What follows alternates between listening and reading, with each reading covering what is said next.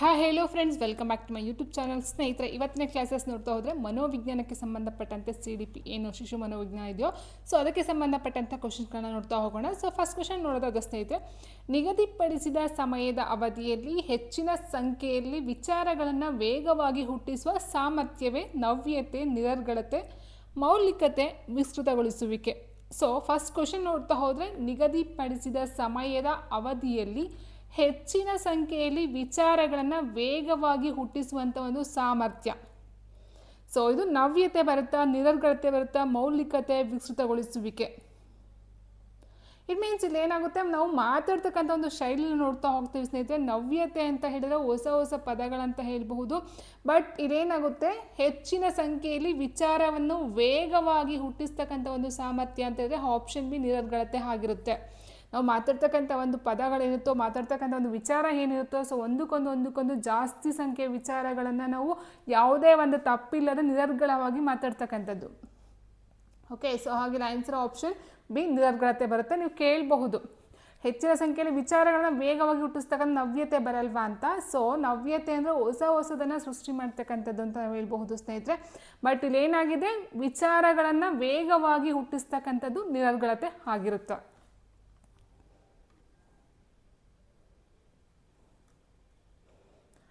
Okay, and next question ನೋಡ್ತಾ ಹೋದರೆ, ಕಂಠಪಾಠ ಮಾಡಿಕೊಳ್ಳುವ ಪ್ರಕ್ರಿಯೆಯಲ್ಲ ಮೊದಲ ಹಂತ ಯಾವುದು? ಕಂಠಪಾಠ ಮಾಡಿಕೊಳ್ಳುವ ಪ್ರಕ್ರಿಯೆಯಲ್ಲಿನ ಮೊದಲ ಹಂತ ಯಾವುದು? ಪುನಃಸ್ಮರಣೆ, ಕಲಿಯುವಿಕೆ, ಧಾರಣೆ, ಗುರುತಿಸುವಿಕೆ. ಸೊ ಫಸ್ಟ್ ನಾವು ಬರಬೇಕು, ನಮಗೆ ಕಂಠಪಾಠ ಮಾಡಬೇಕಂದ್ರೆ ಏನಾಗಬೇಕು, ಫಸ್ಟು ಅದನ್ನು ಕಲ್ತ್ಕೊಳ್ಬೇಕು ಸ್ನೇಹಿತರೆ, ಹೌದಲ್ವಾ? ಸೊ ಆಪ್ಷನ್ ಬಿ, ಫಸ್ಟ್ ನಾವು ಅದನ್ನು ಕಲಿಬೇಕಾಗುತ್ತೆ. ಸೊ ಇದ್ರ ಮೇಲೆ ನೋಡ್ತಾ ಹೋದಾಗ ಯಾವ್ಯಾವ ಹಂತಗಳು ಬರುತ್ತೆ ಅಂತ ನೋಡ್ತಾ ಹೋದರೆ ಸ್ನೇಹಿತರೆ, ಫಸ್ಟು ಕಲಿಯುವಿಕೆ ಆಗಿರುತ್ತೆ. ಮೊದಲನೇ ಹಂತದಲ್ಲಿ ಹೊಸ ವಿಷಯವನ್ನು ಓದಿ ಅರ್ಥೈಸ್ಕೊಳ್ತಕ್ಕಂಥದ್ದು ಆಗಿರುತ್ತೆ. ಇನ್ನು ಧಾರಣೆ ಅಂತ ಹೇಳಿದ್ರೆ, ಕಲಿತ ವಿಷಯವನ್ನು ಮೆದುಳಿನಲ್ಲಿ ಭದ್ರವಾಗಿ ಸಂಗ್ರಹಿಸಿಟ್ಕೊಳ್ತಕ್ಕಂಥದ್ದು ಧಾರಣೆ ಅಂತ ಹೇಳ್ತಾ ಹೋಗ್ತೀವಿ. ಸೊ ಇದು ಎರಡನೇ ಹಂತ ಆಗಿರುತ್ತೆ. ಆ್ಯಂಡ್ ಮೂರನೇ ಹಂತ ಅಂತ ಹೇಳಿದಾಗ ಗುರುತಿಸುವಿಕೆ, ರೆಕಗ್ನೈಸೇಷನ್, ಹಿಂದಿನ ವಿಷಯಗಳನ್ನು ನೋಡಿ ಸರಿಯಾಗಿ ಗುರುತಿಸ್ತಕ್ಕಂಥದ್ದು ಮೂರನೇ ಹಂತ ಆಗಿರುತ್ತೆ.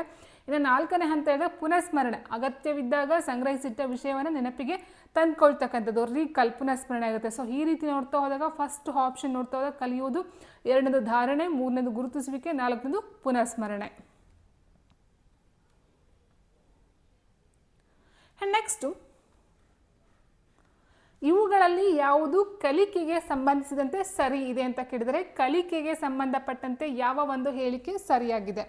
ಸೊ ಆಪ್ಷನ್ ಎ ಈ ರೀತಿ ಇದೆ, ಕಲಿಕೆಯು ಮೂಲಭೂತವಾಗಿ ಒಂದು ಮಾನಸಿಕ ಪ್ರಕ್ರಿಯೆ ಆಗಿರುತ್ತೆ. ಆ್ಯಂಡ್ ಆಪ್ಷನ್ 2, ಮಕ್ಕಳಿಂದಾಗುವ ದೋಷಗಳು ಯಾವುದೇ ಕಲಿಕೆ ಆಗಿಲ್ಲ ಎಂದು ಸೂಚಿಸುತ್ತದೆ.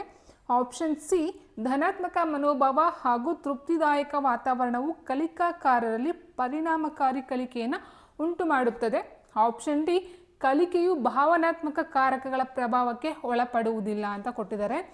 ಸೊ ಕಲಿಕೆಗೆ ಸಂಬಂಧಪಟ್ಟಂಥ ಸರಿಯಾದಂಥ ಒಂದು ಉತ್ತರ ಸ್ನೇಹಿತರೆ ಇಲ್ಲಿ ಆಪ್ಷನ್ ಸಿ ಆಗಿರುತ್ತೆ. ಧನಾತ್ಮಕ ಮನೋಭಾವ ಹಾಗೂ ತೃಪ್ತಿದಾಯಕ ವಾತಾವರಣವು ಕಲಿಕಾಕಾರರಲ್ಲಿ ಪರಿಣಾಮಕಾರಿ ಕಲಿಕೆಯನ್ನು ಉಂಟು ಮಾಡುತ್ತದೆ.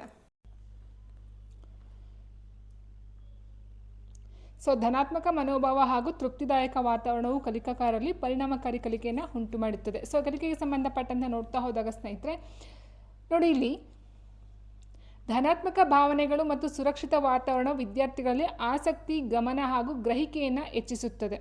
ಸೊ ಹಾಗಾಗಿ ಸರಿ ಹೋಗ್ತಕ್ಕಂಥದ್ದು ಆಗಿದೆ. ಇನ್ನು ಉಳಿದಂತೆ ನೋಡ್ತಾ ಹೋದಾಗ ಕಲಿಕೆಯು ಮೂಲಭೂತವಾಗಿ ಒಂದು ಮಾನಸಿಕ ಪ್ರಕ್ರಿಯೆ ಅಂತ ಕೊಟ್ಟಿದ್ದಾರಲ್ವಾ. ಸೊ ಆ ಒಂದು ಹೇಳಿಕೆ ಯಾಕೆ ತಪ್ಪಾಗಿದೆ ಅಂತ ಹೇಳಿದ್ರೆ, ಕೇವಲ ಮಾನಸಿಕ ಪ್ರಕ್ರಿಯೆ ಇಲ್ಲದೆ ಅದು ಸಾಮಾಜಿಕ ಮತ್ತು ಪರಿಸರೀಯ ಅಂಶಗಳಿಂದಲೂ ಸಹ ಪ್ರಭಾವಿತವಾಗಿರುತ್ತೆ. ಸೊ ಹಾಗಾಗಿ ಫಸ್ಟ್ ಆಪ್ಷನ್ ತಪ್ಪಾಗುತ್ತೆ. ಇನ್ನು ಎರಡನೇ ಆಪ್ಷನ್ ನೋಡ್ತಾ ಹೋದಾಗ, ಮಕ್ಕಳಿಂದಾಗುವ ದೋಷಗಳು ಯಾವುದೇ ಕಲಿಕೆ ಆಗಿಲ್ಲ ಎಂದು ಸೂಚಿಸುತ್ತವೆ ಅಂತ ಕೊಟ್ಟಿದ್ದಾರೆ. ಸೊ ದೋಷಗಳು ಕಲಿಕೆಯ ಪ್ರಕ್ರಿಯೆಯ ಸ್ವಾಭಾವಿಕ ಭಾಗವಾಗಿದ್ದು ವಿದ್ಯಾರ್ಥಿಗಳು ಹೊಸ ಪರಿಕಲ್ಪನೆಗಳನ್ನು ಅರ್ಥ ಮಾಡಿಕೊಳ್ಳಲು ಪ್ರಯತ್ನಿಸುತ್ತಿರ್ತಾರೆ. ಸೊ ಅಂತಹ ಸಂದರ್ಭಗಳು ಸಹ ಕೆಲವೊಂದು ದೋಷಗಳು ಆಗ್ತಾ ಹೋಗುತ್ತೆ. ಸೊ ಹಾಗಾಗಿ ಅಲ್ಲಿ ಕಲಿಕೆ ಆಗಿಲ್ಲ ಅಂತ ಅರ್ಥ ತಗೊಳ್ಳೋಕ್ಕೆ ಸಾಧ್ಯ ಇಲ್ಲ. ಇನ್ನು ಆಪ್ಷನ್ ಡಿನ ನೋಡ್ತಾ ಹೋದರೆ ನಾವು, ಕಲಿಕೆಯು ಭಾವನಾತ್ಮಕ ಕಾರಕಗಳ ಪ್ರಭಾವಕ್ಕೆ ಒಳಪಡುವುದಿಲ್ಲ ಅಂತ ಕೊಟ್ಟಿದ್ದಾರೆ. ಸೊ ಭಾವನಾತ್ಮಕ ಅಂಶಗಳು ಕಲಿಕೆಯಲ್ಲಿ ಪ್ರಮುಖ ಪಾತ್ರವನ್ನು ವಹಿಸುತ್ತವೆ. ಪ್ರೇರಣೆ ಮತ್ತು ಗಮನದ ಮೇಲೆ ನೀವು ನೇರ ಪರಿಣಾಮವನ್ನು ಬೀರುತ್ತವೆ. ನೆಕ್ಸ್ಟ್ ನಾವು ನೋಡ್ತಾ ಹೋದರೆ, ಇವುಗಳನ್ನು ಯಾವುದು ಆಂತರಿಕ ಅಭಿಪ್ರೇರಣೆಯನ್ನು ಹೊಂದಿರುವ ಮಕ್ಕಳ ಗುಣಲಕ್ಷಣ ಅಲ್ಲ ಅಂತ ಕೇಳಿದರೆ, ಆಂತರಿಕ ಅಭಿಪ್ರೇರಣೆಯನ್ನು ಹೊಂದಿರುವ ಮಕ್ಕಳ ಗುಣಲಕ್ಷಣವಲ್ಲ. ಅವರು ಸವಾಲುಗಳನ್ನು ಇಷ್ಟಪಡುತ್ತಾರೆ. ಕಾರ್ಯಗಳಲ್ಲಿ ತೊಡಗಿರುವಾಗ ಅವರು ಹೆಚ್ಚು ಶಕ್ತಿಯನ್ನು ಪ್ರದರ್ಶಿಸುತ್ತಾರೆ. ಅವರು ಯಾವಾಗಲೂ ಯಶಸ್ವಿ ವ್ಯಕ್ತಿಗಳಾಗಿರುತ್ತಾರೆ. ಇವರು ತಾವು ಮಾಡುವ ಕಾರ್ಯಗಳನ್ನು ಆಸ್ವಾದಿಸುತ್ತಾರೆ ಅಂತ ಕೊಟ್ಟವ್ರೆ. ಸೊ ಕೊಟ್ಟಿರ್ತಕ್ಕಂಥ 4 ಆಪ್ಷನ್ ಸಹ ಪಾಸಿಟಿವ್ ಆಗೇ ಇದೆ ಸ್ನೇಹಿತರೆ. ಆದರೆ ಆಂತರಿಕ ಅಭಿಪ್ರೇರಣೆನ ಹೊಂದಿರುವ ಮಕ್ಕಳ ಗುಣಲಕ್ಷಣ ಅಲ್ಲ ಅಂತ ನೋಡೋದಾದರೆ ಅವರು ಸವಾಲುಗಳನ್ನು ಇಷ್ಟಪಡುತ್ತಾರೆ. ಹೌದು, ಆಪ್ಷನ್ 1 ಅದು ಒಂದು ಗುಣಲಕ್ಷಣ ಆಗಿರುತ್ತೆ. ಆ್ಯಂಡ್ ಕಾರ್ಯಗಳಲ್ಲಿ ತೊಡಗಿರುವಾಗ ಅವರು ಹೆಚ್ಚು ಶಕ್ತಿಯನ್ನು ಪ್ರದರ್ಶಿಸುತ್ತಾರೆ ಅಂದರೆ ಅದು ಸಹ ಸರಿ ಬರ್ತಕ್ಕಂಥದ್ದು, ಅಂದರೆ ಗುಣಲಕ್ಷಣ ಆಗಿರುತ್ತೆ ಸ್ನೇಹಿತರೆ. ಅವರು ಮಾಡುವ ಕಾರ್ಯವನ್ನು ಇಷ್ಟಪಡ್ತಾರೆ, ಆಸ್ವಾದಿಸ್ತಾರೆ ಅಂದರೆ ಇಷ್ಟಪಟ್ಟು ಮಾಡ್ತಾರೆ ಅಂತಕ್ಕಂಥದ್ದು. ಸೊ ಈ 3 ಸಹ ಆಂತರಿಕ ಅಭಿಪ್ರೇರಣೆನ ಹೊಂದಿರತಕ್ಕಂಥ ಮಕ್ಕಳ ಗುಣಲಕ್ಷಣ ಆಗಿರುತ್ತೆ. ಆದರೆ ಅವರು ಯಾವಾಗಲೂ ಯಶಸ್ವಿ ವ್ಯಕ್ತಿಗಳಾಗಿರುತ್ತಾರೆ ಅಂತಕ್ಕಂಥದ್ದು ತಪ್ಪಾಗಿರ್ತಕ್ಕಂಥ ಒಂದು ಆಯ್ಕೆ ಆಗಿರುತ್ತೆ. ಯಾಕಂದರೆ ಎಲ್ಲ ಮಕ್ಕಳು ಸಹ ಆಂತರಿಕ ಅಭಿಪ್ರೇರಣೆ ಹೊಂದಿರತಕ್ಕಂಥ ಎಲ್ಲ ಮಕ್ಕಳು ಯಾವಾಗಲೂ ಸಹ ಯಶಸ್ವಿ ಅಥವಾ ಸಕ್ಸಸ್ ಆಗಿರ್ತಕ್ಕಂಥ ವ್ಯಕ್ತಿಗಳೇ ಆಗಿರ್ತಾರೆ ಅಂತ ನಾವು ಹೇಳೋದಕ್ಕೆ ಸಾಧ್ಯ ಆಗೋದಿಲ್ಲ. ಯಾಕೆ ಅಂತ ಹೇಳಿದ್ರೆ ನೋಡಿ, ಇಲ್ಲಿ ಯಶಸ್ಸು ಕಡ್ಡಾಯವಲ್ಲ. ಆಂತರಿಕವಾಗಿ ಪ್ರೇರಿತರಾದ ಮಕ್ಕಳು ಯಾವಾಗಲೂ ಯಶಸ್ವಿಯಾಗಿರ್ತಾರೆ ಎಂದು ಹೇಳಲಾಗುವುದಿಲ್ಲ. ಅವರು ಬಾಹ್ಯ ಪ್ರತಿಫಲಗಳಿಗಾಗಿ ಕೆಲಸ ಮಾಡುವುದಿಲ್ಲ. ಆಯಿತಾ? ಸೊ ಆಂತರಿಕ ಅಂತ ಹೇಳಿದಾಗ ಅವರ ಒಂದು ಆಂತರ್ಯವಾಗಿ ಬರ್ತಕ್ಕಂಥದ್ದಾಗಿರುತ್ತೆ. ಸೊ ಬಾಹ್ಯ ಅಂತ ಹೇಳಿದಾಗ ಹೊರಗಿನ ಒಂದು ಪ್ರಪಂಚದಿಂದ ಸಿಗ್ತಕ್ಕಂಥ ಒಂದು ಫಲಗಳಿಗೆ ಅವರು ಯಾವುದೇ ಒಂದು ಕೆಲಸವನ್ನು ಮಾಡ್ತಕ್ಕಂಥದ್ದು ಆಗಿರೋದಿಲ್ಲ. ಸೊ ಹೀಗಿರಬೇಕಾದ್ರೆ ಸವಾಲುಗಳನ್ನು ಪ್ರೀತಿಯಿಂದ ಸ್ವೀಕರಿಸ್ತಾರೆ ಆ್ಯಂಡ್ ಹೆಚ್ಚಿನ ಶಕ್ತಿಯೂ ಸಹ ತೋರ್ತಾ ಹೋಗ್ತಾರೆ. ಆ್ಯಂಡ್ ಕಾರ್ಯದಲ್ಲಿ ಇಷ್ಟಪಟ್ಟು ಆ ಒಂದು ಕಾರ್ಯವನ್ನು ಸ್ವತಃ ಆನಂದಿಸಿ ಅವರು ಕೆಲಸವನ್ನು ಮಾಡ್ತಕ್ಕಂಥದ್ದು ಸಹ ಇದೆ. ಸೊ ಆಗಿರಬೇಕಾದ್ರೆ ಟೋಟಲಾಗಿ ಹೇಳ್ಬೇಕಂದ್ರೆ ಆಂತರಿಕ ಅಂತ ಹೇಳಿದಾಗ ಅವರ ಒಂದು ಇಚ್ಛಾ ಮನೋಭಾವದಿಂದ ಮಾಡ್ತಕ್ಕಂಥ ಒಂದು ಕೆಲಸ ಆಗಿರುತ್ತೆ ಸ್ನೇಹಿತರೆ. ಓಕೆ, ಸೊ ಹಾಗಾಗಿ ಇಲ್ಲಿ ಆನ್ಸರ್ ನಾವು ಯಶಸ್ಸು ಕಡ್ಡಾಯವಲ್ಲ ಅಂತಕ್ಕಂಥದ್ದು ನಾವು ತೊಗೊಳ್ಬೇಕಾಗುತ್ತೆ. ಸೊ ಯಾವಾಗಲೂ ಯಶಸ್ಸು ಆಗುತ್ತೆ ಅನ್ನೋದು ತಪ್ಪಾಗಿರ್ತಕ್ಕಂಥ ಒಂದು ಆನ್ಸರ್ ಆಗಿರುತ್ತೆ. ಆ್ಯಂಡ್ ನೆಕ್ಸ್ಟು ಕಲಿಕಾಕಾರರನ್ನು ಯಾವ ವಿಷಯದಲ್ಲಿ ಪ್ರೋತ್ಸಾಹಿಸಬಾರದು ಅಂತ ಕೇಳಿದ್ದಾರೆ. ಕಲಿಕಾಕಾರನು ಯಾವ ವಿಷಯದಲ್ಲಿ ಪ್ರೋತ್ಸಾಹಿಸಬಾರದು? ಶಿಕ್ಷಕರು ಕೇಳಬಹುದಾದ ಎಲ್ಲ ಪ್ರಶ್ನೆಗಳಿಗೆ ಉತ್ತರಗಳನ್ನು ನೆನಪಿನಲ್ಲಿಡುವುದು, ತರಗತಿಯ ಒಳಗೆ ಅಥವಾ ಹೊರಗೆ ಸಾಧ್ಯವಾದಷ್ಟು ಪ್ರಶ್ನೆಯನ್ನು ಕೇಳುವುದು, ಆಪ್ಷನ್ ಸಿ ಗುಂಪು ಕಾರ್ಯಗಳೆಲ್ಲ ಇತರ ಸಹಪಾಠಿಗಳೊಂದಿಗೆ ಸಕ್ರಿಯವಾಗಿ ಭಾಗವಹಿಸುವುದು, ಆ್ಯಂಡ್ ಆಪ್ಷನ್ ಡಿ ಸಾಧ್ಯವಾದಷ್ಟು ಸಹಪಠ್ಯ ಚಟುವಟಿಕೆಗಳಲ್ಲಿ ಭಾಗವಹಿಸುವುದು. ಸೊ ಇಲ್ಲಿ ಕೊಟ್ಟಿರ್ತಕ್ಕಂಥದ್ದು ಕಲಿಕಾಕಾರನು ಯಾವ ವಿಷಯಗಳಲ್ಲಿ ಪ್ರೋತ್ಸಾಹಿಸಬಾರದು ಅಂತ ಕೊಟ್ಟಿದ್ದಾರೆ. ಸೊ ಆನ್ಸರ್ ನೋಡ್ತವ್ರೆ ಆಪ್ಷನ್ ಎ ಆಗಿರುತ್ತೆ. ಯಾಕಂತ ಹೇಳಿದ್ರೆ ಶಿಕ್ಷಕರು ಕೇಳಬಹುದಾದ ಎಲ್ಲ ಪ್ರಶ್ನೆಗಳಿಗೆ ಉತ್ತರಗಳನ್ನು ನೆನಪಿನಲ್ಲಿಡುವುದು. ಸೊ ನೆನಪಿನಲ್ಲಿ ಇಡುವುದು ಅಂತ ಹೇಳಿದ್ರೆ ಸ್ನೇಹಿತರೆ ಅದೊಂದು ಕಂಠಪಾಠ ಅಂತ ಅರ್ಥದಲ್ಲಿ ಬರುತ್ತೆ. ಕಂಠಪಾಠ ಅನ್ನೋ ಅರ್ಥದಲ್ಲಿ ಬರುತ್ತೆ. ಇನ್ನು ತರಗತಿಯ ಒಳಗೆ ಹೊರಗೆ ಸಾಧ್ಯವಾದಷ್ಟು ಪ್ರಶ್ನೆನ ಕೇಳ್ತಕ್ಕಂಥ ಒಂದು ಅವಕಾಶ ಉಂಟು. ಆ್ಯಂಡ್ ಗುಂಪು ಕಾರ್ಯಗಳಲ್ಲಿ ಸಹಪಾಠಿಗಳನ್ನು ಸಕ್ರಿಯವಾಗಿ ಭಾಗವಹಿಸ್ತಕ್ಕಂಥ ಒಂದು ಪಾಸಿಟಿವ್ ಆಗಿರುತ್ತೆ. ಸಾಧ್ಯವಾದಷ್ಟು ಸಹಪಠ್ಯ ಚಟುವಟಿಕೆಗಳಲ್ಲಿ ಭಾಗವಹಿಸ್ತಕ್ಕಂಥ ಸಹ ಇದು ಸಹ ಸರಿಯಾಗುತ್ತೆ. ಬಟ್ ಆಪ್ಷನ್ ಎ ತಪ್ಪಾಗಿರ್ತಕ್ಕಂಥದ್ದು. ಯಾಕಂತ ಹೇಳಿದ್ರೆ ಅದೊಂದು ಕಂಠಪಾಠಕ್ಕೆ ಸಂಬಂಧಪಟ್ಟಂಥ ಒಂದು ಆಗಿರುತ್ತೆ ಸ್ನೇಹಿತರೆ. ನೋಡಿ, ಕೇವಲ ಕಂಠಪಾಠ ಮಾಡುವುದರಿಂದ ವಿದ್ಯಾರ್ಥಿಗಳಿಗೆ ಸೃಜನಶೀಲತೆ ಮತ್ತು ಸ್ವಂತಿಕೆಗೆ ಅವಕಾಶವಿರುವುದಿಲ್ಲ. ಓಕೆ, ಹಾಗಾಗಿ ಇದು ವಿಷಯವನ್ನು ಅರ್ಥೈಸಿಕೊಳ್ಳುವ ಬದಲು ಕೇವಲ ಬಾಯಿಪಾಠ ಮಾಡುವಿಕೆಯನ್ನು ಉತ್ತೇಜಿಸುತ್ತದೆ. ಸೊ ನೈಜ ಜಗತ್ತಿನ ಸಮಸ್ಯೆಗಳನ್ನು ಪರಿಹರಿಸಲು ಈ ವಿಧಾನವು ಸಹಕಾರಿಯಾಗುವುದಿಲ್ಲ. ಸೊ ಹಾಗಾಗಿ ಏನಾಗುತ್ತೆ ಇಲ್ಲಿ? So option 1 ತಪ್ಪಾಗಿರ್ತಕ್ಕಂಥ. ಸೊ ನೆನಪಲ್ಲಿ ಇಟ್ಕೊಳ್ಬಹುದು, ಇಲ್ಲ ಅಂತ ಅಲ್ಲ. ಬಟ್ ಏನಾಗುತ್ತೆ, ಎಲ್ಲ ಅಂದರೆ ಶಿಕ್ಷಕರು ಕೇಳಬಹುದಾದ, ಸೊ ಅವ್ರು ಏನು ಕೇಳ್ತಾರೋ ಅಷ್ಟು ಮಾತ್ರ ವಿಷಯನ ಇಟ್ಕೊಂಡು ನಾವು ನೆನಪಲ್ಲಿ ಇಟ್ಕೊಳ್ತಕ್ಕಂಥದ್ದು, ಕಂಠಪಾಠ ಮಾಡ್ತಕ್ಕಂಥದ್ದು. ಸೊ ಅದು ತಪ್ಪಾಗಿರ್ತಕ್ಕಂಥ ಒಂದು ಆಯ್ಕೆ ಆಗಿರುತ್ತೆ. ಆ್ಯಂಡ್ ನೆಕ್ಸ್ಟ್, ಯೋಚನಾ ಪ್ರಕ್ರಿಯೆಯಲ್ಲಿ ಕನಿಷ್ಠ ಮಹತ್ವವನ್ನು ಹೊಂದಿರುವುದು ಯಾವುದು? ಯೋಚನಾ ಪ್ರಕ್ರಿಯೆಯಲ್ಲಿ ಕನಿಷ್ಠ ಮಹತ್ವವನ್ನು ಹೊಂದಿರುವುದು ಯಾವುದು? ಸಮಸ್ಯೆ, ಸಾಮಾನ್ಯೀಕರಣ, ಸ್ಮೃತಿ ಆ್ಯಂಡ್ ವಿವೇಚನೆ. ಸೊ ಸರಿಯಾದಂಥ ಒಂದು ಉತ್ತರ ಸ್ನೇಹಿತರೆ ಆಪ್ಷನ್ ಬಿ ಸಾಮಾನ್ಯೀಕರಣ ಆಗಿರುತ್ತೆ. ಕನಿಷ್ಠ ಮಹತ್ವ ಅಂತ ಹೇಳಿದಾಗ ಯಾಕೆ ಅಂತ ಹೇಳಿದ್ರೆ ಸ್ನೇಹಿತರೆ ನೋಡಿ, ಸಾಮಾನ್ಯೀಕರಣವು ಸಮಾಜದಲ್ಲಿ ವ್ಯಕ್ತಿಗಳ ನಡವಳಿಕೆ ಮತ್ತು ಹೊಂದಾಣಿಕೆಗೆ ಸಂಬಂಧಪಟ್ಟಂಥದ್ದಾಗಿರುತ್ತೆ. ಇದು ನೇರವಾಗಿ ಯೋಚನೆ, ತಾರ್ಕಿಕ ಚಿಂತನೆ ಅಥವಾ ಸಮಸ್ಯೆ ಪರಿಹರಿಸುವ ಪ್ರಕ್ರಿಯೆಯಲ್ಲಿ ಯಾವುದೇ ಪ್ರಮುಖವಾದ ಪಾತ್ರವನ್ನು ವಹಿಸೋದಿಲ್ಲ. ಸೊ ಹಾಗೆ ಇಲ್ಲಿ ಸಾಮಾನ್ಯೀಕರಣ ಅಂತಕ್ಕಂಥದ್ದು ಯೋಚನಾ ಪ್ರಕ್ರಿಯೆಗೆ ಕನಿಷ್ಠ ಮಹತ್ವವನ್ನು ಹೊಂದಿರತಕ್ಕಂಥದ್ದು ಆಗಿರುತ್ತೆ ಸ್ನೇಹಿತರೆ.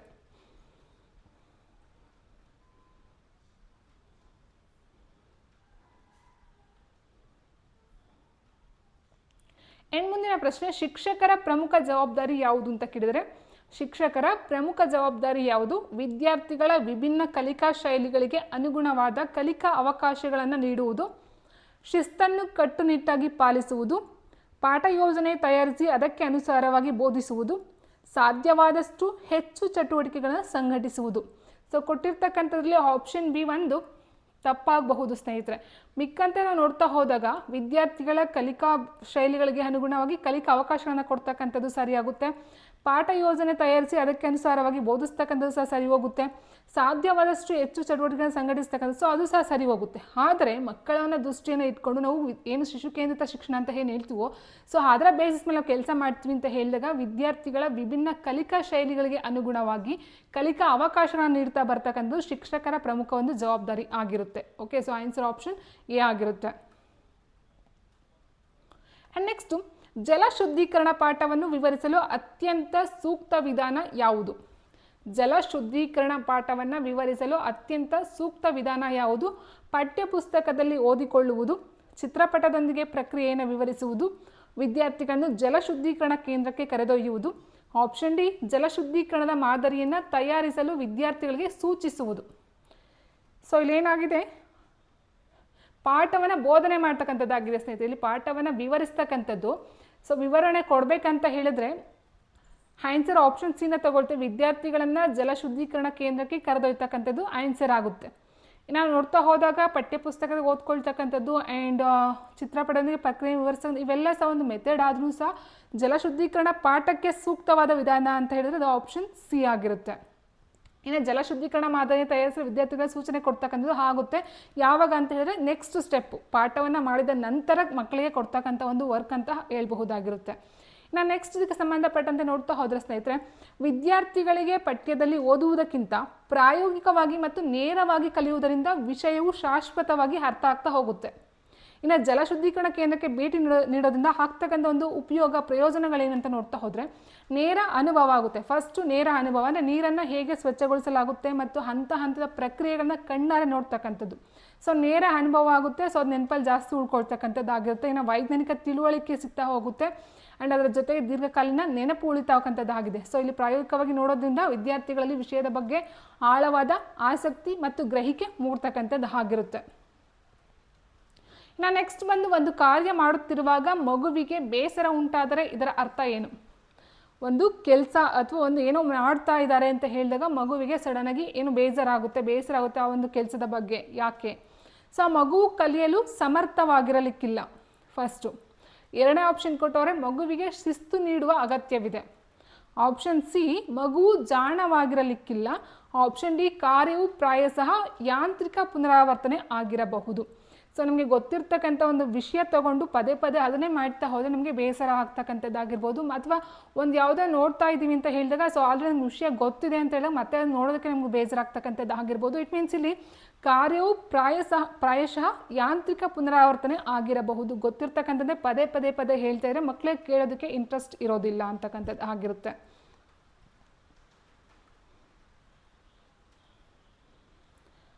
ನೆಕ್ಸ್ಟ್, ಬೋಧನಾ ಕಲಿಕಾ ಪ್ರಕ್ರಿಯೆಯಲ್ಲಿ ವ್ಯಕ್ತಿಗತ ಅವಧಾನದ ಪ್ರಾಮುಖ್ಯತೆ ಏನು? ಸೊ ಇಲ್ಲಿ ವ್ಯಕ್ತಿಗತ ಅವಧಾನ ಅಂತ ಹೇಳಿದಾಗ ಇಲ್ಲಿ ವ್ಯಕ್ತಿಗತ ಅವಧಾನವನ್ನು ಕೇಳಿದ್ರೆ ವ್ಯಕ್ತಿಗತ ಮೀನ್ಸ್ ಒಬ್ಬೊಬ್ಬ ಇಂಡಿವಿಜುವಲ್ ಆಗಿ ನೋಡ್ತಕ್ಕಂಥದ್ದಾಗಿರುತ್ತೆ ಸ್ನೇಹಿತರೆ. ಸೊ ಮಕ್ಕಳ ವಿಕಾಸದ ಗತಿ ಬೇರೆ ಬೇರೆ ಆಗಿದ್ದು ಅವರು ವಿಭಿನ್ನ ವಿಧಾನಗಳಿಂದ ಕಲಿತಕ್ಕಂಥದ್ದು. ಆಪ್ಷನ್ ಬಿ, ಕಲಿಕಾಕಾರರು ಗುಂಪುಗಳಲ್ಲಿ ಚೆನ್ನಾಗಿ ಕಲಿಯುವರು. ಆಪ್ಷನ್ ಸಿ, ಶಿಕ್ಷಕರ ತರಬೇತಿಗಳಲ್ಲಿ ಹೀಗೆ ಸೂಚಿಸುತ್ತಾರೆ. ಆಪ್ಷನ್ ಡಿ, ಪ್ರತಿಯೊಬ್ಬ ಕಲಿಕಾಕಾರರಲ್ಲಿ ಶಿಸ್ತು ಮೂಡಿಸಲು ಶಿಕ್ಷಕರಿಗೆ ಉತ್ತಮ ಅವಕಾಶಗಳನ್ನು ನೀಡ್ತಕ್ಕಂಥದ್ದು. ಸೊ ನಾನು ಆಲ್ರೆಡಿ ಹೇಳಿದಾಗ ವ್ಯಕ್ತಿಗತ ಅಂತ ಹೇಳಿದಾಗ ಸ್ನೇಹಿತರೆ ಒಬ್ಬೊಬ್ಬ ವ್ಯಕ್ತಿಯನ್ನು ಇಂಡಿವಿಜುವಲ್ ಆಗಿ ನಾವು ತಗೊಳ್ತಕ್ಕಂಥದ್ದು ಆಗಿರುತ್ತೆ. ಸೊ ಆಗಿರಬೇಕಾದ್ರೆ ಒಬ್ಬೊಬ್ಬ ಮಕ್ಕಳ ವಿಕಾಸದ ಗತಿ ಬೇರೆ ಬೇರೆ ಆಗಿದ್ದು ಅವರು ವಿಭಿನ್ನ ವಿಧಾನಗಳಿಂದ ಕಲಿತಕ್ಕಂಥದ್ದು ಸಹ ಆಗಿರುತ್ತೆ. ಹಾಗಾಗಿ ಆನ್ಸರ್ ಆಪ್ಷನ್ ಎ ಆಗಿರುತ್ತೆ. ಸೊ ಇಷ್ಟೇ ಇಲ್ಲಿ ವ್ಯಕ್ತಿಗತ ಅಂತ ಹೇಳಿದಾಗ ಇಂಡಿವಿಜುವಲ್ ಆಗಿ ಒಬ್ಬೊಬ್ಬರಿಗೆ ಒಂದೊಂದು ಭಿನ್ನವಾಗಿ ಇರ್ತಕ್ಕಂಥದ್ದು ಆಗಿರುತ್ತೆ. ನೋಡಿ ಇಲ್ಲಿ ಸೊ ವ್ಯಕ್ತಿಗತ ಅವಧಾನದ ಪ್ರಮುಖ ಅಂಶಗಳು ಮತ್ತು ಕಾರಣಗಳನ್ನು ನೋಡ್ತಾ ಹೋದ್ರೆ ಸ್ನೇಹಿತರೆ ವಿಭಿನ್ನ ಕಲಿಕಾ ವೇಗ ಅಂದರೆ ಪ್ರತಿಯೊಬ್ಬ ಮಗುವಿನ ಗ್ರಹಿಕೆ ಮತ್ತು ಕಲಿಯುವ ವೇಗವೂ ಸಹ ಭಿನ್ನವಾಗಿರುತ್ತೆ. ಒಬ್ಬರಿಗಿಂತ ಒಬ್ಬ ಮಗುವಿಗಿಂತ ಇನ್ನು ಮತ್ತೊಂದು ಮಗುವಿನ ವೇಗ ಏನಾಗಿರುತ್ತೆ, ಈ ಕಲಿತಕ್ಕಂಥ ವೇಗ ಆಗಿರ್ಬೋದು ಅಥವಾ ಗ್ರಹಿಸ್ತಕ್ಕಂಥ ಒಂದು ಸಾಮರ್ಥ್ಯ ಡಿಫ್ರೆಂಟ್ ಆಗಿರುತ್ತೆ. ಇನ್ನು ವಿಭಿನ್ನ ಕಲಿಕಾ ಶೈಲಿ ಅಂತ ಹೇಳಿದಾಗ ಮಕ್ಕಳು ದೃಶ್ಯ, ಶ್ರವಣ ಮತ್ತು ಪ್ರಾಯೋಗಿಕ ವಿಧಾನಗಳ ಮೂಲಕ ಬೇರೆ ಬೇರೆಯಾಗಿ ಕಲಿತಕ್ಕಂಥದ್ದು ಸಹ ಇದೆ. ಇನ್ನು ಸಮಸ್ಯೆಗಳ ಪರಿಹಾರ ಅಂತ ಹೇಳಿದಾಗ ಮಗುವಿನ ದೌರ್ಬಲ್ಯ ಮತ್ತು ಪ್ರತಿಭೆಯನ್ನು ಪ್ರತ್ಯೇಕವಾಗಿ ಗುರುತಿಸಿ ಅದಕ್ಕೆ ತಕ್ಕಂತೆ ಬೋಧಿಸಲು ಇದು ಸಹಾಯವನ್ನು ಮಾಡ್ತಕ್ಕಂಥದ್ದು ಆಗಿರುತ್ತೆ.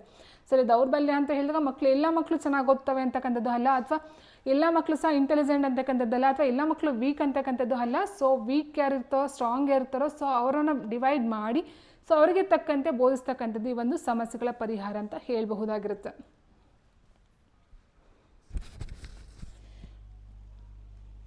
ಆ್ಯಂಡ್ ನೆಕ್ಸ್ಟು ಸಮಸ್ಯೆ ಪರಿಹಾರ ವಿಧಾನದ ಸರಿಯಾದ ಕ್ರಮಬದ್ಧ ಹಂತಗಳನ್ನು ಗುರುತಿಸಿ ಅಂತ ಕೊಡ್ತಾರೆ. ಸಮಸ್ಯೆ ಪರಿಹಾರ ವಿಧಾನದ ಸರಿಯಾದ ಕ್ರಮಬದ್ಧ ಹಂತಗಳನ್ನು ಗುರುತಿಸಿ. ಸೊ ಫಸ್ಟ್ ನೋಡ್ತಾ ಹೋದಾಗಲೇ ಫಸ್ಟ್ ಏನಾಗುತ್ತೆ ಅಂದರೆ ಸಮಸ್ಯೆನ ಗುರುತಿಸ್ತಕ್ಕಂಥದ್ದು ಆಗಿರುತ್ತೆ ಸ್ನೇಹಿತರೆ. ಸೊ ಫಸ್ಟ್ ಆಪ್ಷನ್ಸಿಂದ ನೋಡಬಹುದು ನಾವು, ಮಿಕ್ಕಂತೆಲ್ಲ ಸಹ ತಪ್ಪಾಗಿರ್ತಕ್ಕಂಥದ್ದು. ಫಸ್ಟು ಸಮಸ್ಯೆ ಏನಿದೆ ಅಂತಕ್ಕಂಥದ್ದು ನಾವು ಐಡೆಂಟಿಫಿಕೇಷನ್ ಮಾಡ್ಕೊಳ್ತಾ ಹೋಗ್ತೀವಿ. ಅದಾದ ನಂತರ ಅದಕ್ಕೆ ಸಂಬಂಧಪಟ್ಟಂಥ ಪರ್ಯಾಯ ಪರಿಹಾರಗಳು ರಚನೆ ಏನಿರುತ್ತೋ ಸೊ ಅದನ್ನು ರಚನೆ ಮಾಡ್ತಕ್ಕಂಥದ್ದು ಆಗಿರುತ್ತೆ. ಅದಾದ ನಂತರ ಅದಕ್ಕೆ ಬೇಕಾದಂಥ ದತ್ತಾಂಶಗಳನ್ನು ಸ್ಟೋರ್ ಮಾಡ್ತಕ್ಕಂಥದ್ದು, ಸಂಗ್ರಹಣೆಯನ್ನು ಮಾಡ್ತಕ್ಕಂಥದ್ದು, ಫೈನಲ್ ಆಗಿ ಕನ್ಕ್ಲೂಷನ್ ತೀರ್ಮಾನಕ್ಕೆ ಬರ್ತಕ್ಕಂಥದ್ದು ಆಗಿರುತ್ತೆ.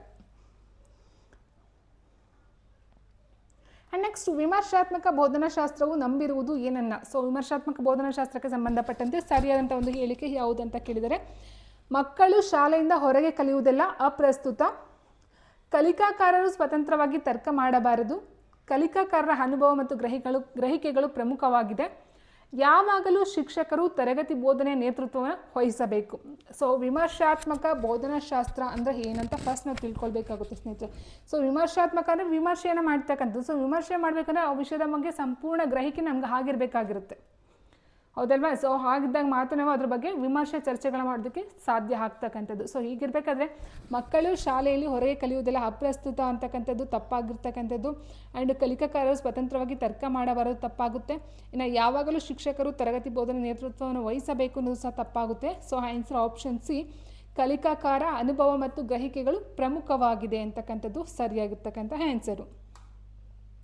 ಸೊ ನೋಡಿ, ಇಲ್ಲಿ ವಿಮರ್ಶಾತ್ಮಕ ಬೋಧನಾಶಾಸ್ತ್ರ ಅಂತ ಹೇಳಿದಾಗ ವಿದ್ಯಾರ್ಥಿಗಳಿಗೆ ಕೇವಲ ಮಾಹಿತಿಯನ್ನು ತುಂಬುವುದಕ್ಕಿಂತ ಹೆಚ್ಚಾಗಿ ವಿಷಯಗಳನ್ನು ಆಳವಾಗಿ ಗ್ರಹಿಸ್ತಕ್ಕಂಥ. ಸೊ ಆಲ್ರೆಡಿ ಹೇಳಿದಾಗೆ ಅನುಭವ ಪ್ಲಸ್ ಗ್ರಹಿಕೆ ಬೇಕಾಗುತ್ತೆ. ಇಲ್ಲಿ ಆಳವಾಗಿ ಗ್ರಹಿಸಲು, ಪ್ರಶ್ನಿಸಲು ಮತ್ತು ಸಮಾಜದ ಸಮಸ್ಯೆಗಳ ಬಗ್ಗೆ ಸ್ವತಂತ್ರವಾಗಿ ಆಲೋಚಿಸಲು ಕಲಿತಕ್ಕಂಥ ಒಂದು ಶಿಕ್ಷಣ ಇದಾಗಿರುತ್ತೆ ಸ್ನೇಹಿತರೆ. ಓಕೆ, ಸೊ ಇಲ್ಲಿ ಮೇಯ್ನಾಗಿ ಗ್ರಹಿಸ್ತಕ್ಕಂಥದ್ದು, ಪ್ರಶ್ನಿಸ್ತಕ್ಕಂಥದ್ದು, ಚರ್ಚೆ ಮಾಡ್ತಕ್ಕಂಥದ್ದು, ಆಲೋಚಿಸ್ತಕ್ಕಂಥದ್ದು ಆಗಿರ್ತಕ್ಕಂಥದ್ದು. ಸೊ ಇದರ ಪ್ರಸಿದ್ಧ ಶಿಕ್ಷಣ ತಜ್ಞ ಅಂತ ಹೇಳಿದ್ರೆ ಪಾಲೋ ಫ್ರೈರೆ ಅವರವರು ಈ ಒಂದು ವಿಮರ್ಶಾತ್ಮಕ ಶಿಕ್ಷಣಕ್ಕೆ ಸಂಬಂಧಪಟ್ಟಂತೆ ಇದರ ಪ್ರತಿಪಾದಕರಾಗಿರ್ತಾರೆ. ಆ್ಯಂಡ್ ಇದಕ್ಕೆ ಸಂಬಂಧಪಟ್ಟಂತೆ ಲಕ್ಷಣ ಮತ್ತು ಉದ್ದೇಶಗಳನ್ನ ನೋಡ್ತಾ ಹೋದರೆ ಪ್ರಶ್ನಿಸುವ ಮನೋಭಾವ ಮಕ್ಕಳಲ್ಲಿ ಇರಬೇಕಾಗುತ್ತೆ. ಸೊ ವಿದ್ಯಾರ್ಥಿಗಳು ವಿಷಯಗಳನ್ನು ಕುರುಡಾಗಿ ನಂಬದೆ ಯಾಕೆ, ಹೇಗೆ ಎಂದು ಪ್ರಶ್ನಿಸಲು ಪ್ರೋತ್ಸಾಹಿಸಬೇಕು. ಸೊ ಆಲ್ರೆಡಿ ಹೇಳ್ದಂಗೆ ವಿಮರ್ಶೆ ಅಂತ ಹೇಳಿದ್ರೆ ಅದೇನೆ. ಸೊ ಹೇಳ್ತಕ್ಕಂಥದ್ದನ್ನ ಡೈರೆಕ್ಟಾಗಿ ನಂಬ್ತಕ್ಕಂಥದ್ದಲ್ಲ. ಆ್ಯಂಡ್ ವೈಚಾರಿಕತೆ ಮತ್ತು ಚಿಂತನೆ ಬೇಕಾಗುತ್ತೆ. ಕಲಿಯುವ ಪ್ರಕ್ರಿಯೆಯಲ್ಲಿ ವಿದ್ಯಾರ್ಥಿಗಳನ್ನ ಸಕ್ರಿಯವಾಗಿ ತೊಡಗಿಸಿ ಅವರಲ್ಲಿ ವಿಮರ್ಶಾತ್ಮಕ ಚಿಂತನೆಯನ್ನು ಬೆಳೆಸ್ತಕ್ಕಂಥದ್ದಾಗಿರುತ್ತೆ.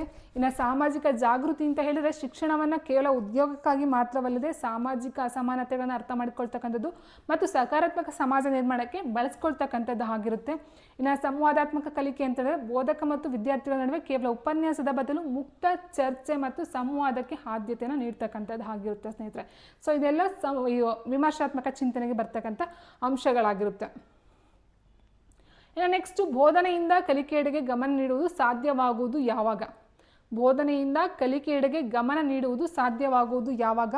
ಉನ್ನತ ಬೋಧನಾ ವಿಧಾನವನ್ನು ಅನುಸರಿಸುವುದರಿಂದ, ಪರೀಕ್ಷಾ ಫಲಿತಾಂಶವನ್ನು ಕೇಂದ್ರೀಕರಿಸುವುದರಿಂದ, ಯಾಂತ್ರಿಕ ಕಲಿಕೆಯನ್ನು ಪ್ರೋತ್ಸಾಹಿಸುವುದರಿಂದ, ಶಿಶು ಕೇಂದ್ರಿತ ಬೋಧನಾ ವಿಧಾನವನ್ನು ಅನುಸರಿಸುವುದರಿಂದ. ಸೊ ಇಲ್ಲಿ ಬೋಧನೆ ಅಂತ ಹೇಳಿದಾಗ ಶಿಕ್ಷಕರು ಮಾಡ್ತಕ್ಕಂಥದ್ದು ಆಗಿರುತ್ತೆ ಸ್ನೇಹಿತರೆ, ಹೌದಾ. ಸೊ ಕಲಿಕೆ ಅಂತ ಹೇಳಿದ್ರೆ ಅದು ವಿದ್ಯಾರ್ಥಿಲಿ ಆಗ್ತಕ್ಕಂಥದ್ದು ಆಗಿದೆ. ಸೊ ಬೋಧನೆ ಮಾಡ್ತಕ್ಕಂಥ ಏನು ಶಿಕ್ಷಕರು ಬೋಧನೆಯನ್ನು ಮಾಡ್ತಾರೋ ಸೊ ಅದು ಮಕ್ಕಳಿಗೆ ಕಲಿಕೆ ಆಗಬೇಕು ಅಂದರೆ ಸೊ ಅಲ್ಲಿ ಮೇಯ್ನಾಗಿ ಏನಿರಬೇಕಂತ ಹೇಳಿದ್ರೆ ಶಿಶು ಕೇಂದ್ರಿತ ಬೋಧನಾ ವಿಧಾನವನ್ನು ಅನುಸರಿಸಬೇಕಾಗುತ್ತೆ. ಸೊ ಶಿಕ್ಷಕರಿಗೆ ಹೇಗೆ ಬೇಕೋ ಅವ್ರಿಗೆ ಹೇಗೆ ಬೇಕೋ ಆ ರೀತಿ ಮಾಡ್ತಕ್ಕಂಥದ್ದಲ್ಲ, ಅಥವಾ ಯಾಂತ್ರಿಕ ಕಲಿಕೆಯನ್ನು ಪ್ರೋತ್ಸಾಹಿಸ್ತಕ್ಕಂಥದ್ದಲ್ಲ, ಸೊ ಪರೀಕ್ಷಾ ಫಲಿತಾಂಶವನ್ನು ಕೇಂದ್ರೀಕರಿಸ್ತಕ್ಕಂಥದ್ದಲ್ಲ. ಸೊ ಇಲ್ಲಿ ಏನಾಗುತ್ತೆ, ಮಕ್ಕಳನ್ನು ಕೇಂದ್ರವಾಗಿ ಇಟ್ಕೊಂಡು ಮಕ್ಕಳಿಗೆ ಯಾವ ಒಂದು ಬೋಧನಾ ವಿಧಾನ ಅನುಸರಿಸಬೇಕೋ ಅದನ್ನು ಅನುಸರಿಸಿ ಕ್ಲಾಸಸ್ಸನ್ನು ಅಥವಾ ಪಾಠವನ್ನು ಅಥವಾ ಬೋಧನೆಯನ್ನು ಮಾಡಬೇಕಾಗುತ್ತೆ.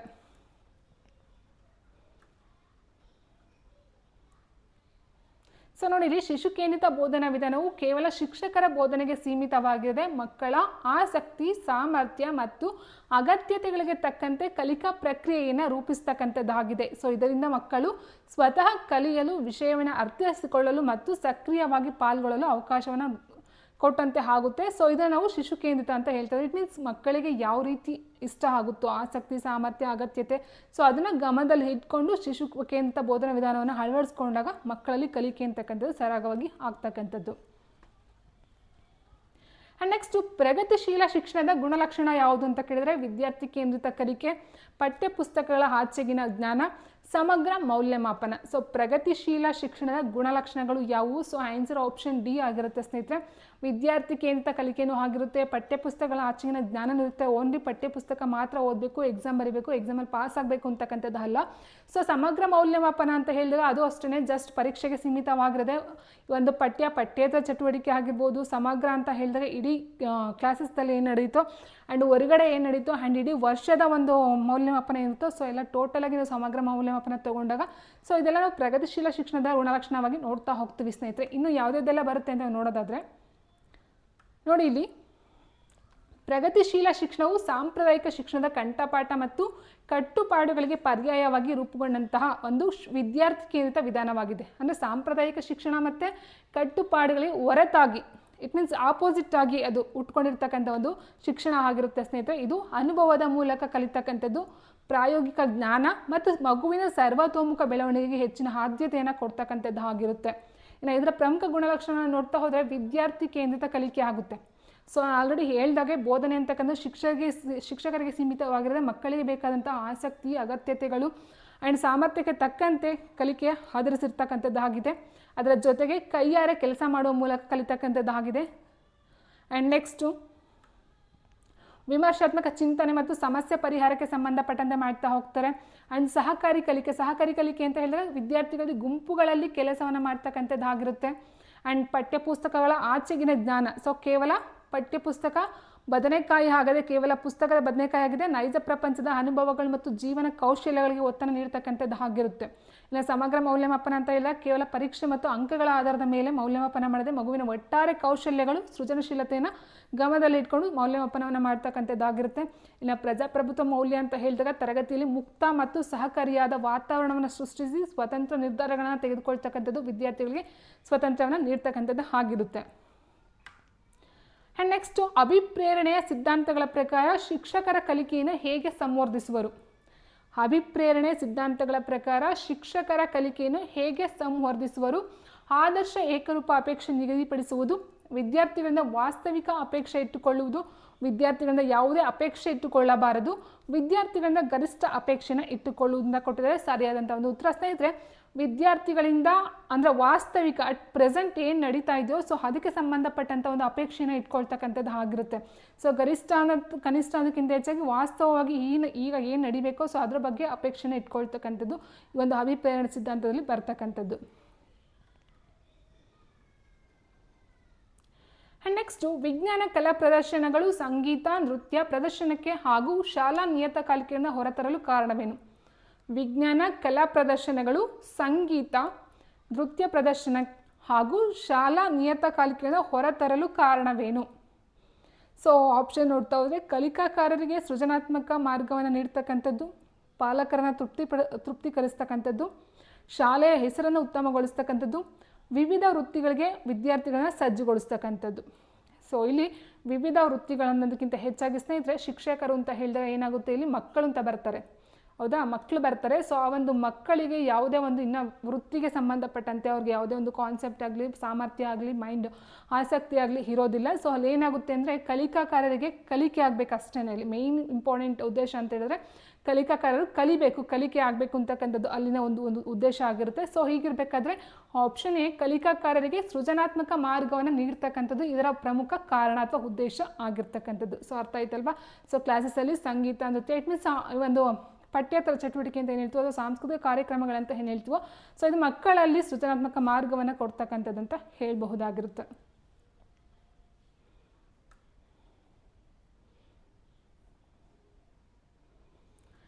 ಇದಕ್ಕೆ ಸಂಬಂಧಪಟ್ಟಂತೆ ನೋಡ್ತಾ ಹೋದಾಗ ಸ್ನೇಹಿತರೆ ವಿಜ್ಞಾನ ಪ್ರದರ್ಶನಗಳು ಸಂಗೀತ ನೃತ್ಯ ಪ್ರದರ್ಶನಗಳು ಹಾಗೂ ಶಾಲಾ ನಿಯತಕಾಲಿಕೆಗಳು ವಿದ್ಯಾರ್ಥಿಗಳನ್ನ ಪ್ರತಿಭೆಯನ್ನು ಹೊರಹಾಕಲು ಮತ್ತು ಅವರ ವ್ಯಕ್ತಿತ್ವ ವಿಕಸನಕ್ಕೆ ಅತ್ಯಂತ ಮುಖ್ಯವಾಗಿರ್ತಕ್ಕಂಥದ್ದಾಗಿದೆ. ಇದರ ಪ್ರಮುಖ ಉದ್ದೇಶ ಅಂತ ಹೇಳಿದ್ರೆ ಕಲಿಕಾಕಾರರಿಗೆ ಸೃಜನಾತ್ಮಕ ಮಾರ್ಗವನ್ನು ನೀಡ್ತಕ್ಕಂಥದ್ದು ಆಗಿರುತ್ತೆ. ಸೊ ಯಾವ ರೀತಿ ಅಂತ ಹೇಳಿದಾಗ ಸ್ನೇಹಿತರೆ ಕಲ್ಪನಾ ಶಕ್ತಿ ಆಗಿರ್ಬೋದು, ಆಲೋಚನಾ ಸಾಮರ್ಥ್ಯ ಆಗಿರ್ಬೋದು, ಸೃಜನಶೀಲತೆಯನ್ನು ಪ್ರಾಯೋಗಿಕವಾಗಿ ಪ್ರದರ್ಶಿಸ್ತಕ್ಕಂಥದ್ದಾಗಿರ್ಬೋದು.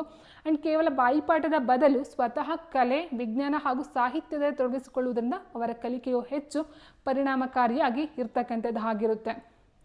ಇನ್ನು ಎರಡನೇ ಪಾಯಿಂಟನ್ನು ನೋಡ್ತಾ ಹೋದಾಗ ಸೊ ಇಷ್ಟು ಆಯಿತು. ಓಕೆ, ನೆಕ್ಸ್ಟ್ ಬಂದು ಕಲಿಕಾ ಪ್ರಕ್ರಿಯೆಯಲ್ಲಿ ಅಭಿಪ್ರೇರಣೆಯು ಏನಂತ ಕೇಳಿದರೆ, ಕಲಿಕಾ ಪ್ರಕ್ರಿಯೆಯಲ್ಲಿ ಅಭಿಪ್ರೇರಣೆಯು ಕಲಿಕಾಕಾರ ಸ್ಮರಣೆಯನ್ನು ಹೆಚ್ಚಿಸುವುದು, ಆರಂಭಿಕ ಕಲಿಕಾಕಾರರಲ್ಲಿ ಕಲಿಕೆಯನ್ನು ಕುರಿತು ಆಸಕ್ತಿಯನ್ನು ಮೂಡಿಸುವುದು, ಕಲಿಕಾಕಾರರು ಏಕಮುಖವಾಗಿ ಚಿಂತಿಸುವಂತೆ ಮಾಡುತ್ತದೆ, ನವೀನ ಕಲಿಕೆಯನ್ನು ಮೊದಲಿನ ಕಲಿಕೆಯಿಂದ ವಿಭೇದೀಕರಿಸುತ್ತದೆ. ಸೊ ಪ್ರೇರಣೆಯನ್ನು ಕೊಡ್ತಕ್ಕಂಥದ್ದು ಅಭಿಪ್ರೇರಣೆ ನೋಡ್ತಾ ಹೋದಾಗ ಆರಂಭಿಕ ಕಲಿಕಾಕಾರರಲ್ಲಿ ಕಲಿಕೆಯನ್ನು ಕುರಿತು ಆಸಕ್ತಿಯನ್ನು ಹೆಚ್ಚಿಸ್ತಕ್ಕಂಥದ್ದು ಅಭಿಪ್ರೇರಣೆ ಆಗಿರುತ್ತೆ ಸ್ನೇಹಿತರೆ. ಸೊ ಕಲಿಕಾಕಾರರಲ್ಲಿ ಸ್ಮರಣೆಯನ್ನು ಹೆಚ್ಚಿಸ್ತಕ್ಕಂಥದ್ದು ಆಗೋದಲ್ಲ. ಏಕಮುಖವಾಗಿ ಚಿಂತನೆ ಎಲ್ಲರೂ ಒಂದೇ ಥರ ಚಿಂತೆ ಮಾಡೋದಕ್ಕೆ ಸಾಧ್ಯ ಇಲ್ಲ ಸ್ನೇಹಿತರೆ. ವಿಭಿನ್ನ ಮಕ್ಕಳಲ್ಲಿ ವಿಭಿನ್ನ ರೀತಿಯ ಚಿಂತನೆಗಳು ಬರ್ತಾ ಹೋಗುತ್ತೆ. ಆ್ಯಂಡ್ ನವೀನ ಕಲಿಕೆಯನ್ನು ಮೊದಲನೇ ಕಲಿಕೆಯಿಂದ ವಿಭೇದೀಕರಿಸ್ತಕ್ಕಂಥದ್ದು. ಸೊ ಬೇರೆ ಮಾಡ್ತಕ್ಕಂಥದ್ದು ಚಾನ್ಸ್ ಇಲ್ಲ ಸ್ನೇಹಿತರೆ. ಯಾಕಂದರೆ ಫಸ್ಟ್ ನಾವೇನು ಕಲ್ತಿರ್ತೀವೋ ನೆಕ್ಸ್ಟ್ ಕಲಿಯೋದಕ್ಕೆ ಅದನ್ನು ಸಂಬಂಧ ತೊಗೊಂಡು ನಾವು ಮುಂದೆ ಹೋಗ್ತೀವಿ, ಅಲ್ಲಿ ವಿಭೇದೀಕರಿಸ್ತಕ್ಕಂಥದ್ದು ಸಹ ತಪ್ಪಾಗುತ್ತೆ. ಸೊ ಆನ್ಸರ್ ಆಪ್ಷನ್ ಬಿ, ಆರಂಭಿಕ ಕಲಿಕಾಕಾರರಲ್ಲಿ ಕಲಿಕೆಯನ್ನು ಕುರಿತು ಆಸಕ್ತಿಯನ್ನು ಮೂಡಿಸ್ತಕ್ಕಂಥದ್ದು ಅಭಿಪ್ರೇರಣೆ ಆಗಿರುತ್ತೆ.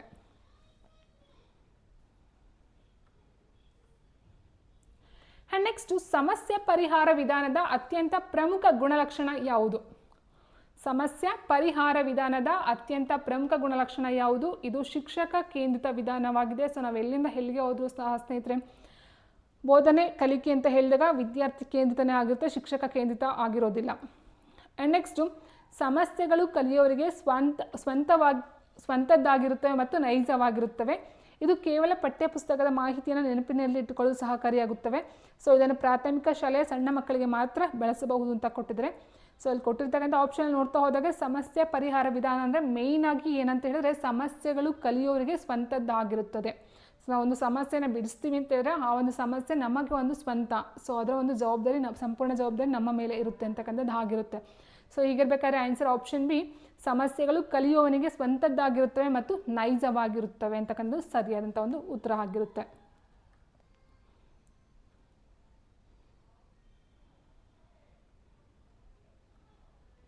ಆ್ಯಂಡ್ ನೆಕ್ಸ್ಟ್, ಕಲಿಕಾಕಾರರಲ್ಲಿ ಸಾಮಾಜಿಕ ವಿಕಾಸವನ್ನು ಅಭಿವೃದ್ಧಿಪಡಿಸಲು ಶಿಕ್ಷಕರು ತಿಳಿದಿರಬೇಕಾದದ್ದು ಏನು?